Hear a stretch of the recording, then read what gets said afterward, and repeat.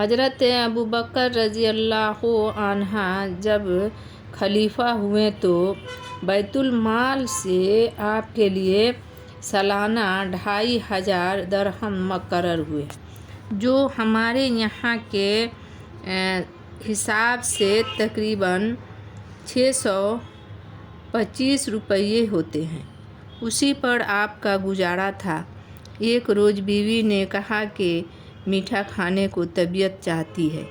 فرمایا مجھے جو کچھ بیت المال سے ملتا ہے اس سے زیادہ تو نہیں لے سکتا ہوں، اسی میں سے تھوڑا تھوڑا بچا کر کسی روز میٹھا پکا لینا۔ چنانچہ بیوی نے ایسا ہی کیا اور چند روز کے بعد کوئی میٹھے چیز پکا کر سامنے رکھ دی۔ الحمدللہ۔